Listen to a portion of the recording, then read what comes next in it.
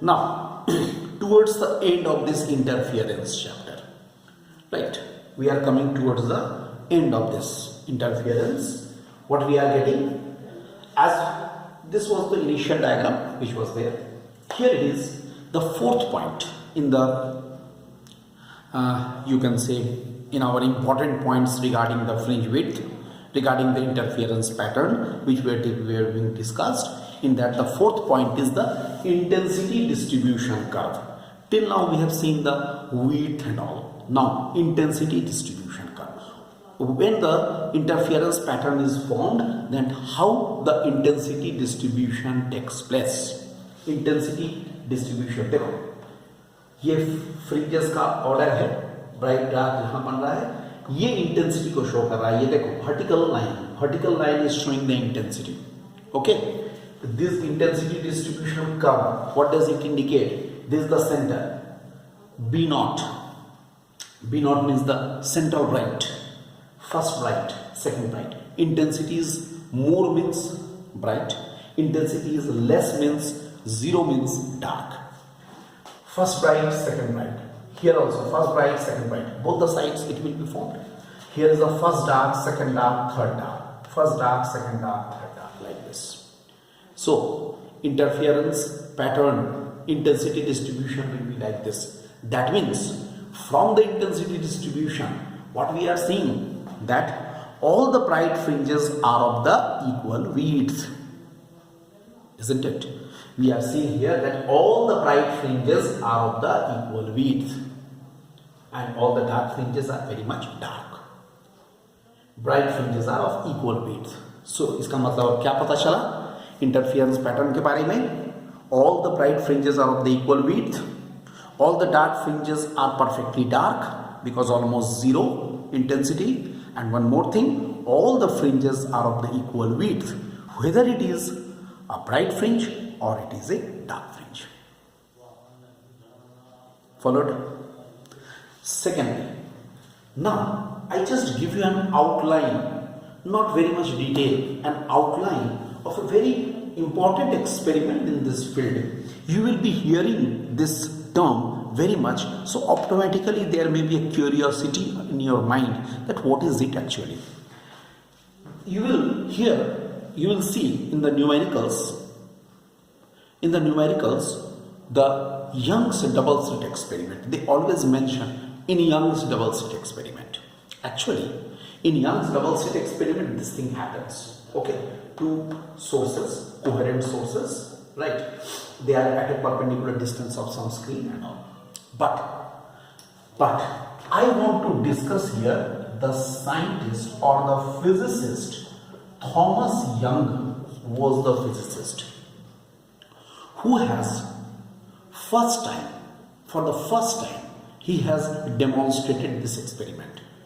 Although this experiment is very, very simple in its form, but it is the first experiment in this field. That's why it has got some importance. What happens in this? Here, this is the experimental setup. Very simple experimental setup. Look at this, students. What we are getting? This is a cardboard C1. You know cardboard C1. And this is another cardboard C2. They are just placed face to face at some distance. And here, in this cardboard, there is a small pinhole. S is a small pinhole. And in the second cardboard C2, there are two pinholes, S1 and S2. Pinholes. Right? Everything is kept in a dark background. But here, just behind this pinhole S, there is a very small source. Source को कैसे रखा जाएगा समझो. Source जो होगा वो उसका सिर्फ फ्रंट पोर्शन एक्सपोज रहेगा, बाकी पूरा सोर्स को हम थिक ब्लैक पेपर से कवर कर देंगे ताकि उससे लाइट ना निकले. और एकदम सामने का जो पोर्शन है, फ्रंट पोर्शन, उसको इसके सामने रखेंगे. So that in the dark background, if the background is dark, then fringe can be very prominently seen. तो क्या देखा गया? Thomas Young, when he performed this experiment, what he did? He did it like this, that he kept the source of light here, so that just from the source light is coming out from here and is illuminating these portions, S1 and S2 are the two pinholes. Right? Then what will happen? In turn, S1 and S2 will again be behaving as the source. Right? And they will also emitting the waves. ये देखो S1 भी emit कर रहा है waves, S2 भी emit कर रहा है waves.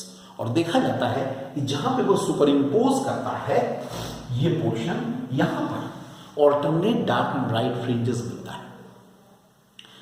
बड़ा सिंपल एक्सपेरिमेंट है, very simple experiment. But what does it show? It shows that due to this source S, S1 and S2 behaves as the two coherent sources. It's a very good example to show what is the meaning of the two coherent sources. Mind this, two coherent sources cannot be the two independent sources. Coherent sources are always produced by a particular mother source. This is a mother source. By a particular mother source, these two sources S1 and S2 are produced. कहने का मतलब है एक ही source के द्वारा जब कोई दो सोर्स प्रोड्यूस होता है तब वो दोनों कोहेरेंट सोर्स जैसा काम करता है. Two independent source, they may be identical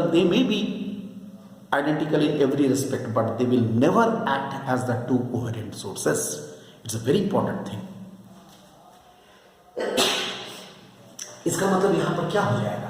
ये जो डिस्टेंस होगा जो हम लोग अभी एक्सपेरिमेंट किए उसमें ये स्मॉल d के बराबर हो जाएगा, और ये जो डिस्टेंस होगा जिसको हमने कहा अभी यहां कैपिटल D के बराबर हो जाएगा. यही मीनिंग हुआ कोहेरेंट सोर्स का. एक बार फिर से सुन लो. Coherent sources are produced always by a particular source. You may call it as a mother source. By that mother source only these two sources are produced. Then only they can be acting as the coherent sources. Two independent sources will never be acting as the two coherent sources. I hope I am clear in this regard. Alright? So, I hope this is all about our interference of light. Clear? Thank you.